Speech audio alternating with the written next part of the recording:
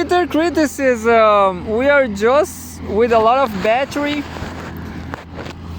I'm just recorded the last episode here. I'm just gonna keep going. It was just a break because I'm doing this alone,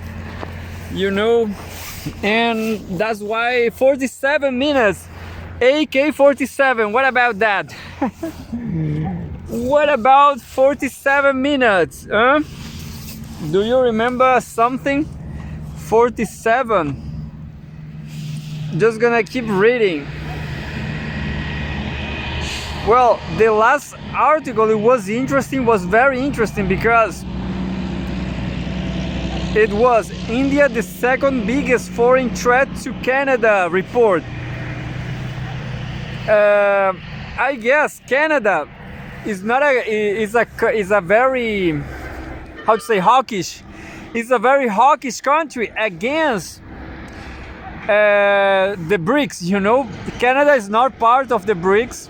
Maybe Turkey will be part of the BRICS, but Canada definitely not. And for news like this and so many other news, like I don't remember now, but Canada is people talk about Canada's welfare state, but that's in decadence. Canada is completely on decadence. If it always was too cold. There's a lot of problems with Canada.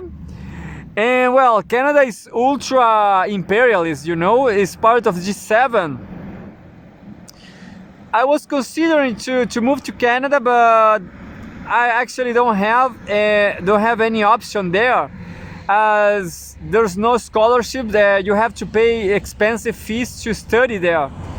Anyway, the last paragraph of this very article, it was India's the second biggest foreign threat to Canada. I guess Canada is trying to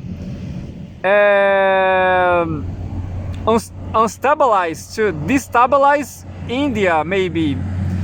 And well, the last paragraph, I'm gonna read the two last paragraphs. Last month, Canada arrested 3 Indian citizens in connection with the last year's assassination.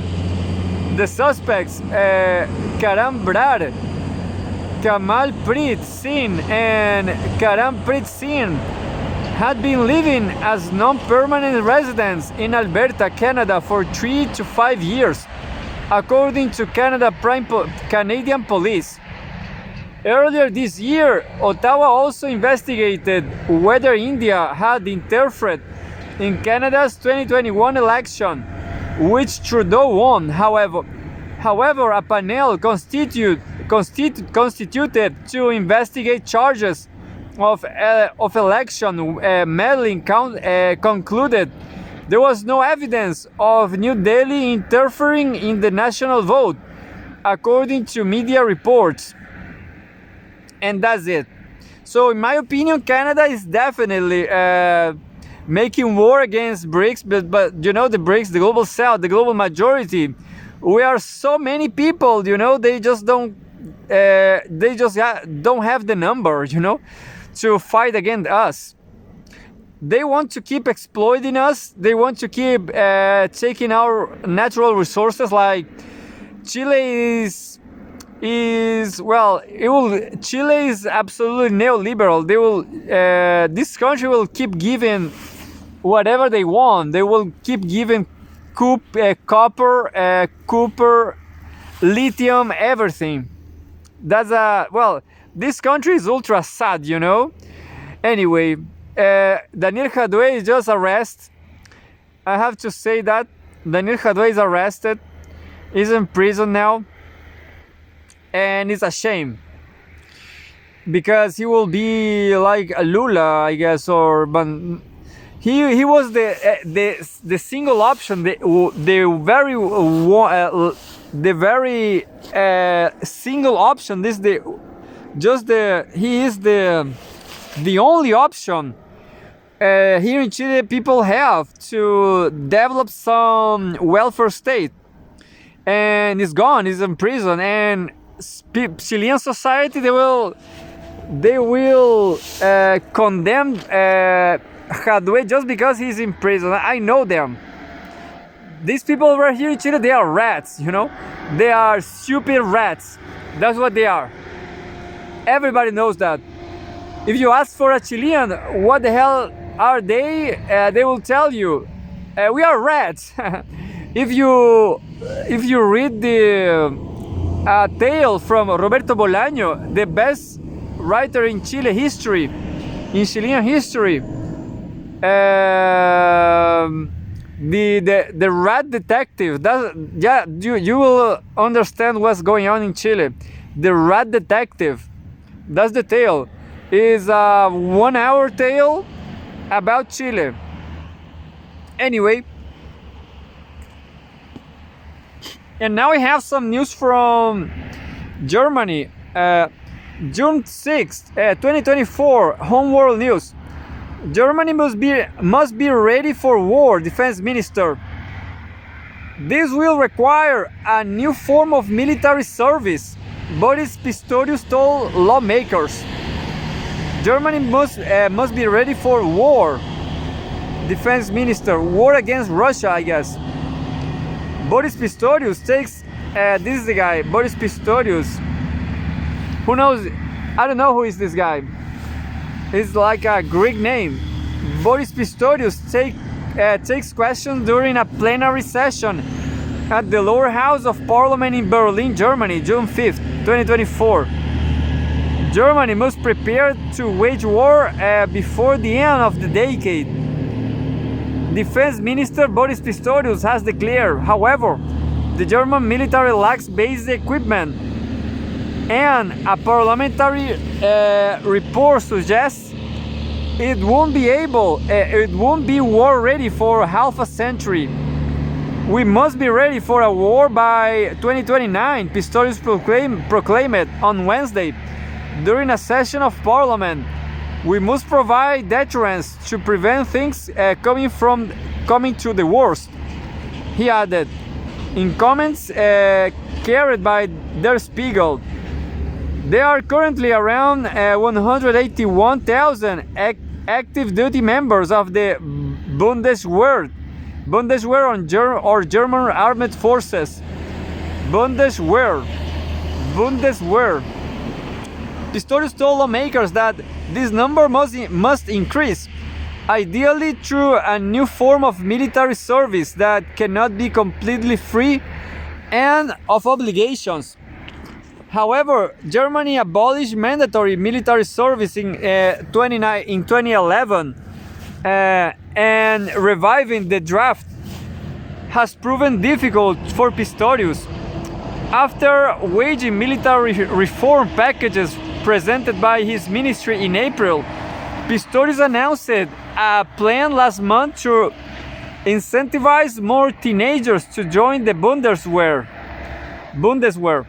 The plan is reportedly the most cautious on the three suggested by the ministry and does not mention the word conscription. Instead, it will require that all 18-year-olds to answer a questionnaire about their physical condition, with the most promising candidates encouraged to sign up with free driving licenses and student loans discounts, among other rewards, Der Spiegel reported. In an emergency, we need strong young women and men who can defend this country, the minister said on Wednesday. Aside from boosting recruitment, Germany has also struggled to get weapons and equipment into the hands of those already serving, despite Chancellor Olaf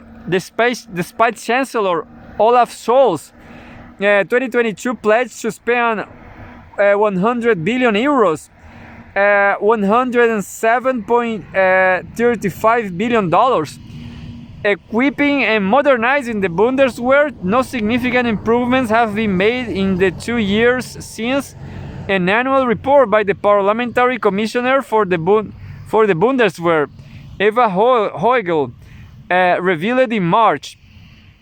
According to a defense ministry document seen by German news outlet Bild, the Bundeswehr's orders for uniforms, helmets, backpacks, and bulletproof vests were not fully met last year. Troops are also short on night vision goggles, the paper stated, noting that a batch instead for German soldiers were sent to the Israeli military instead. Rank and file soldiers lack even the most ordinary infrastructure, ammunition, and equipment, the New York Times reported in November, revealing that training exercises were routinely canceled at the Bundeswehr's artillery school due to ammunition being sent to Ukraine. At the time, troops at the school had not fired the military's latest howitzers due to all 14 being shipped straight to Kiev. Should Germany's military revitalization continue at its current pace, it will take about half a century before just the current infrastructure of the military was completely renovated, Hogel wrote in her 2023 report to Parliament. But you know against who? I'm not sure if I understood well. I didn't got the message. Who Germany is gonna fight with? Anyway, so this is a better news. Look, this is a better hot news. Not hot, but interesting. Yeah, this is a hot. This is the best event happening. June 6, 2024, Home World News. SPIEF 2024 multipolar world order could ensure global stability, BRICS bank share. Problems in the so-called developed countries threaten the global economy, according to Dilma Rousseff. Dilma Rousseff, the new development bank chair Dilma Rousseff at SPIEF 2024. The developed countries of the global north are not in a position to effectively counter the challenges faced by the world economy, according to the head of the BRICS Bank, who sees a solution in the development of a multipolar order. Dilma Rousseff, the chair of the New Development Bank and former president of Brazil, made the remarks on Thursday at the St. Petersburg International Economic Forum, SPIEF, which kicked off this week. Quote, the so-called developed countries, or as they are also called, the global north, without a doubt, are not capable of providing solutions to persistent problems that the world faces at the moment, Rousseff said. For this, we need a multipolar economy with new centers which could help withstand global shocks and crises. It is able to reduce the risk of global economic instability caused by problems in large economies, the NBD president argued. The NBD was established in 2014 by Brazil, Russia, India, China, and South Africa, with the aim of providing funding for infrastructure and sustainable development projects. The bank formally opened for business in 2015 and was later joined by Bangladesh, the United Arab Emirates, Egypt, and Uruguay. Saudi Arabia is also in talks to become a member. Last August, Rousseff said that the NBD was considering applications for membership from nearly 15 countries. The bank sees the diversification of its geographic representation as one of its top priorities, according to Rousseff. She also revealed at the time that the NBD was planning to start lending in the currencies of South Africa and Brazil in an attempt to further reduce reliance on the US dollar, as the lender actively promotes a more multipolar international financial system. Was a nice news, and this news is kind of even hotter, I guess. Look, June 6, 2024, home Russia and former Soviet Union. This is from Russia Today. Scott Ritter to take part in Russia Today panel as PF 2024. So Scott Ritter is in Russia now. Maybe he's not an American citizen anymore. Who knows? Who knows what's going on with Bradley Blankenship too? Former UN weapons inspector and US Marine will participate online after being blocked from traveling to Russia. Oh, he is in the US. He cannot go to Russia. Maybe he will disappear. Who knows? Who knows what's going on in the US? Scott Ritter, former US Marine and UN weapons inspector Scott Ritter will take part in a discussion panel hosted by Russia Today at the St. Petersburg International Economic Forum (SPIEF) on Friday. He will join the event online after being barred by US authorities from traveling to Russia. The Russia Today session will be held under the title "The Empire of Evil. Has the West successfully demonized Russia?" and will feature several guests, including former aide to, Oh, I don't know this word, aide. Former aide. I'm gonna print it, and maybe someday I will remember to shake this. Not to shake it. Shake the shack. Shake the shacking. What about that? Including former aide to US President Joe Biden, Tara Reid, former Minister of Foreign Affairs of Austria, Karin Knauss, and great nephew of Otto von Bismarck, Alexander von Bismarck. The panel will be moderated by Russia Today host and correspondent Oksana Boyko. A live broadcast of the discussion will be available via Air YouTube. Oh, this is new. Via Air YouTube. I definitely will check this out because, well, I guess this is my thread. This is my interest. Communication, I guess, isn't it? Internet, journalism. So there is I will show you. There is a RuTube, Russia Tube. What about that? Russia Tube. You know, I'm not sure if you are seeing because of the lights. Yeah, look, Russia Tube. So interesting, isn't it? So maybe this is my last video here on YouTube. What about that? Goodbye, folks. Nobody is watching me anyway. So let's change the world. Let's everybody go to Russia Tube. VK and OK. What about OK? Ritter was supposed to take part in the discussions in person. However, on Monday, upon attempting to board a Turkish Airlines flight to travel to St. Petersburg, he was prevented from doing so by US border security officers who confiscated his passport and offloaded his luggage.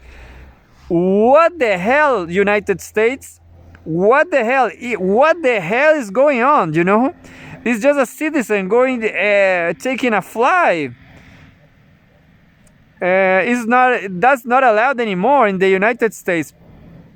According to Ritter, when he asked the officers why they had taken his passport, they stated that they are following the orders of the U.S. State Department. The political analyst and commenter has suggested that the move was a deliberate ambush orchestrated by the U.S. government out of spite and meant to stick into the Russians. So can you see? Well, Scott Ritter is not my favorite panelist, is not my favorite analyst, but he's not a stupid guy, you know. He was a Marine, you know. He's not a coward, you know. He's not a stupid. So that's what is happening to him. I remember I just read this this week he threatened all these officials, and well, he is in the United States. The disappointment I felt when my government denied me the opportunity to speak in person in St. Petersburg was great. However, through the miracle of modern technology, my voice will not be silenced by those who disagree with my messages. It carries. So this guy, Ritter said, he could be huge like this three another Chelsea Manning. Maybe Scott Ritter is not trans, but Chelsea Manning was a Marine too. And the other two, the other were in prison, the Australian in prison. I don't remember the name of the other two. Well, I don't know what Scott Ritter is saying, is revealing. But American society is very different from the whole world, because nobody cares about the detail. Everybody knows, you can, nobody needs to tell old Chilean people what's happened with Allende, let's say. Nobody needs to say Vietnam people what happened with, there was terror. Nobody needs to say Afghanistan people anything, or Iraqi people. They've lived all this bullshit, all this terror, all this invasion, all this death from the United States of America. So I don't know what's the difference, what difference make. I forgot the name of these guys. Snowden and the WikiLeaks guy.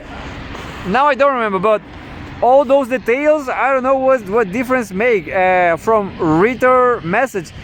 The question is, Ritter can go to jail just because written articles in the United States, I guess. Who knows what's going to happen? The disappointment I felt when my government denied me the opportunity to appear in person in St. Petersburg was great. However, through the miracle of modern technology, my voice will not be silenced by those who disagree with the messages it carries, Ritter said. Meanwhile, Moscow has reacted to the incident by suggesting that Washington has once again demonstrated that it has long become a police state by denying its citizens rights to establish any kind of contacts with Russia. Yeah, a police state in wartime. As everybody knows, Trump is the only hope for the world. What about Trump? I take that from a German taxi driver. I don't remember where. Somebody says, I guess it was Scott Ritter that tells something like that. Somebody was in Germany, and a taxi driver answer this guy. I don't remember. Maybe it's Scott Ritter. Donald Trump was the only salvation for the world. More news. June 6, 2024. Can you see?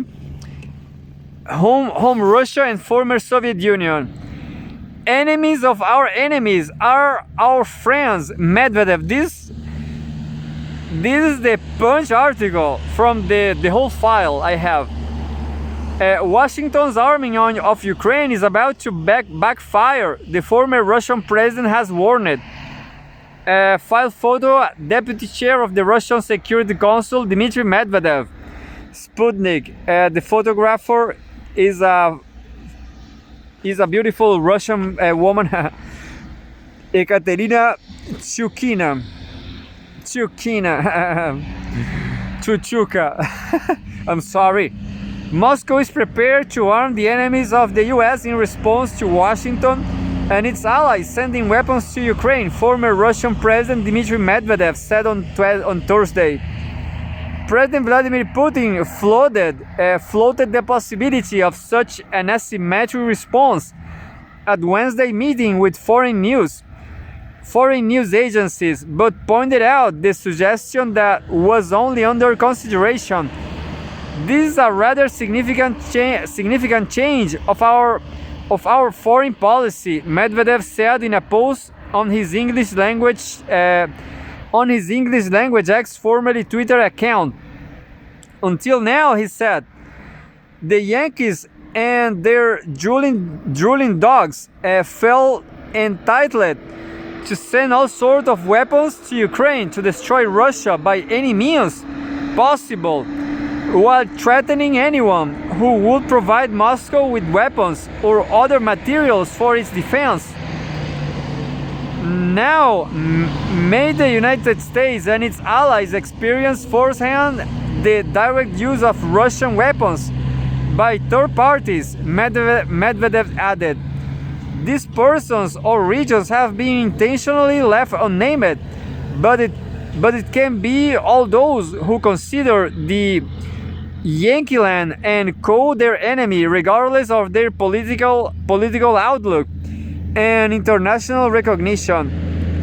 Their enemy is the US, and that means to us they are friends. The US and its allies have long insisted that providing Ukraine with weapons and equipment did not make them a party to the conflict with Russia. To maintain that perception, they had announced certain restrictions on the use of their weapons by Kiev. Over the past week, however, following a British-led pressure campaign, most NATO countries have greenlit Ukraine strikes into what they consider Russian territory. Speaking to the media on Wednesday, Putin said Russia had no illusions about the long-range missiles provided by the West, explaining that Ukrainian troops were merely pulling the trigger on firing solutions provided by the US and others. Outlining Russia's response, Putin said the first step would be boosting air defenses to destroy the incoming missiles. The second might be supplying similar weapons to those regions of the world where they will be used against sensitive sites of these countries. If Western provocations continue and they cross the threshold into direct involvement in the war, quote, then we reserve the right to act in a similar way, the Russian president added. Quote, this is a recipe for very serious problems, he warned. Medvedev was Russia's president from 2008 to 2012, after which he served as prime minister until 2020. He is currently deputy chair of the Russian Security Council. He is known for maintaining a hard line on the Ukraine conflict in his social media posts, which the Kremlin was never outright disavowed. Yeah. So Medvedev could be the next president. What about that, Tommy? I guess that's possible. I guess because maybe war will keep escalating. War is just doing great. The war is doing great, yeah. More news, June 6, 2024. Home business news. Russian oil revenues rise 50%. Bloomberg. Can you see? The war is doing great. The surge has been attributed to increased prices for Urals crude. The outlet has said. We have an oil pump jack operated by the Yamashev Oil and Gas Production Division of Tatneft are seen in Almedyevsk district of Russia's Republic of Tatarstan. Well, oil is just an image of oil, drilling oil there.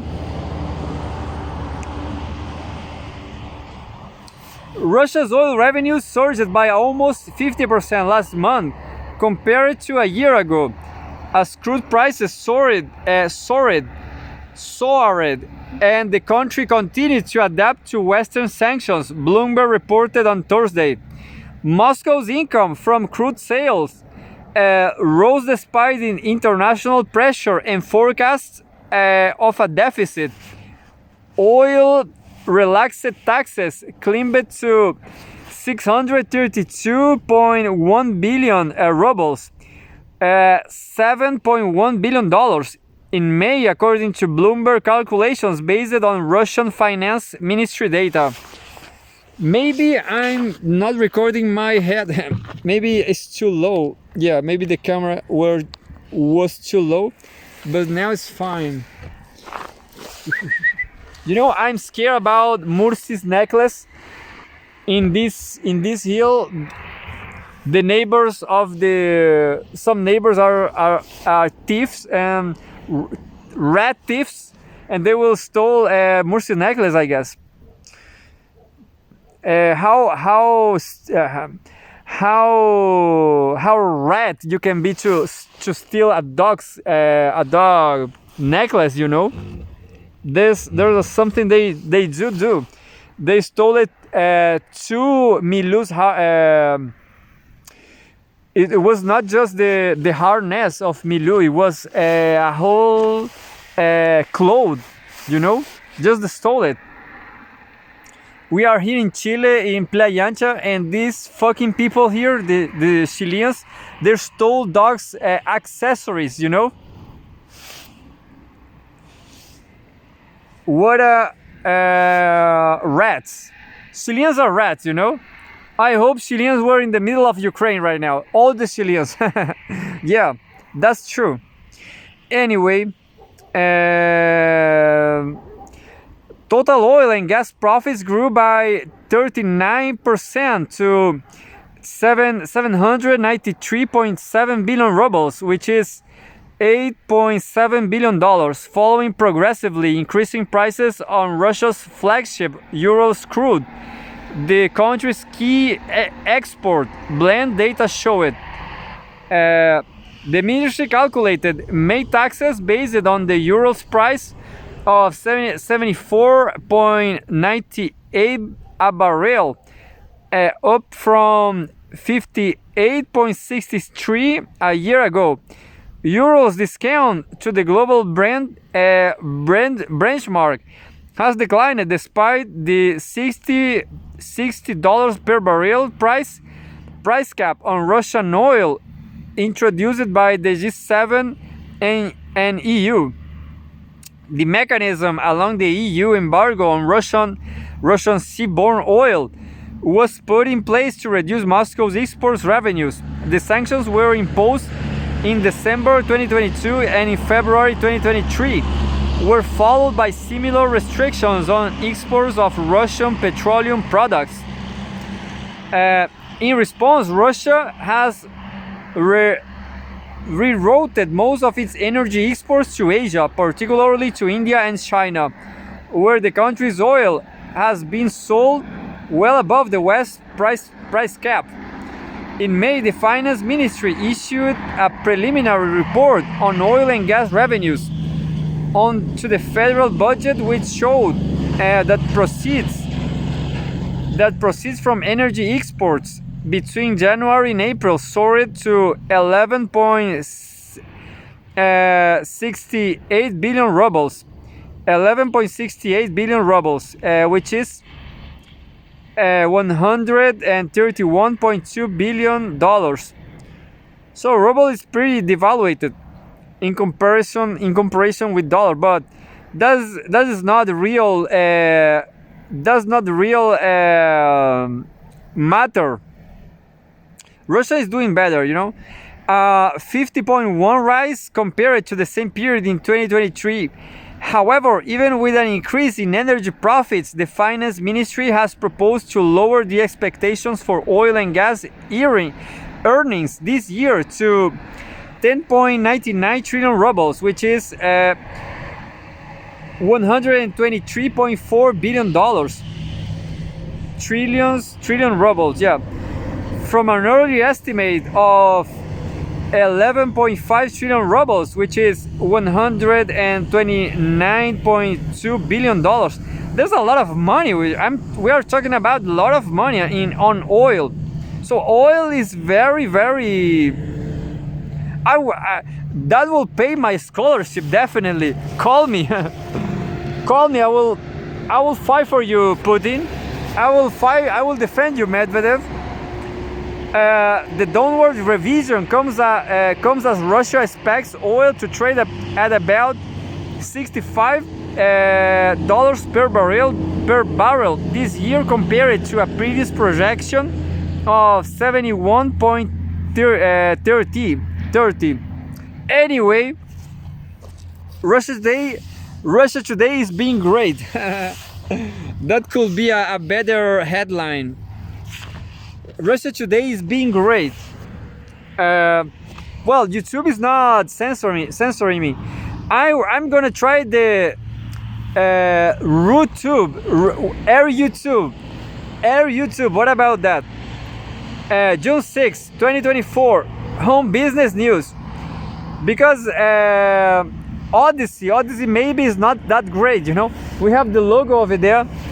Odyssey is such a pain in the ass to upload anything. Takes so much time. You cannot take off the how to say it. You cannot do anything else in the computer. Understand? It's just one at time. You know, one at time. Uploading in take too long. Anyway, June 6, 2024, home business news. ChatGPT makes ignoring fatal threat proposed by AI Insider. Future advances in AI technology could destroy or catastrophically harm humanity, a research told the New York Times. I was reading this from CGTN. It was very interesting. But as I said last video, I guess from CGTN, I guess it's not that wisdom. There's not so it's not so smart, you know. You should do some management in order to take anything from ChatGPT. For example, I asked ChatGPT how to send a letter for Daniel Jadue in prison here in Chile. He didn't answer me. He is like, he was afraid of the police here, you know. OpenAI is aware of major risks if it succeeds in building an artificial general intelligence AGI system, but is ignoring them. Daniel Cocatailo, a former researcher at the U.S. technology firm, has warned in an interview with the New York Times. AGI is a hypothetical type of artificial intelligence capable of understanding and reasoning across a broad range of tasks. The technology, if successfully created, will replicate or forecast human behavior while demonstrating an ability to learn and reason. According to Cocatailo, who left OpenAI's governance team in April, the chance that the advanced AI will wreck humanity is around 70%. But the San Francisco-based developer is pushing ahead with it regardless. OpenAI is really excited about building AGI, and they are reckless. And they are recklessly racing to be the first there. The former employee told the paper. The 31-year-old researcher also said that after he joined OpenAI 2 years ago and was tasked with forecasting and technology's progress, he came to the conclusion that the industry will not only develop AGI by 2027, but that there was a strong chance the technology will catastrophically harm or even destroy humanity, according to the New York Times. I guess, who knows? 2027, isn't it? Why? Why it will be destroyed?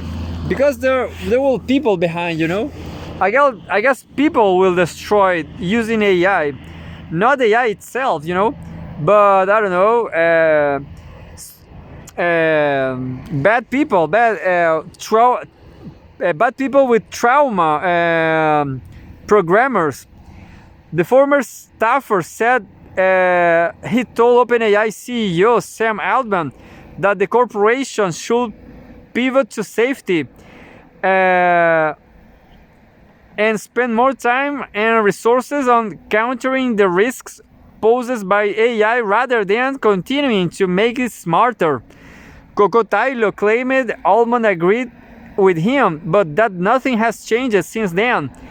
Kokotailo is part of a group of OpenAI insiders who recently released an open letter urging AI developers, including OpenAI, to establish greater transparency and more project protections for whistleblowers. OpenAI has defended its safety record amid employee criticism and public scrutiny, saying that the company is proud of its track record in providing the most capable and safest AI systems and believes in its scientific approach to addressing risks. We agree that rigorous debate is crucial given the significance of this technology, and we will continue to engage with governments, civil society, and other communities around the world.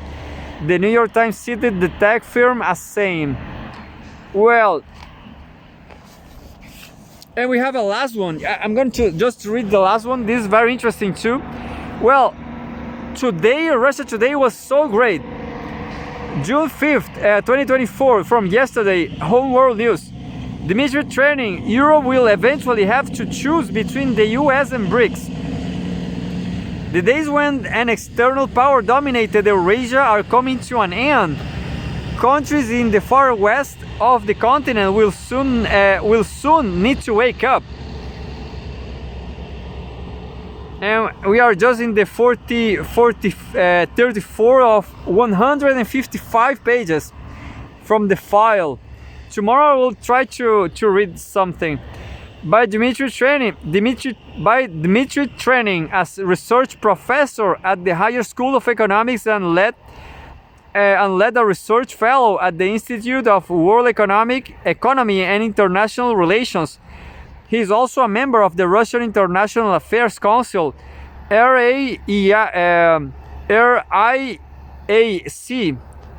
RIAC. We have a file photo left to right. British Prime Minister Rishi Sunak, German Chancellor Olaf Scholz, French President Emmanuel Macron. Just 2 decades ago, for the first time ever, the great continent of Eurasia was dominated by one power, which, as it happened, wasn't even Eurasia itself.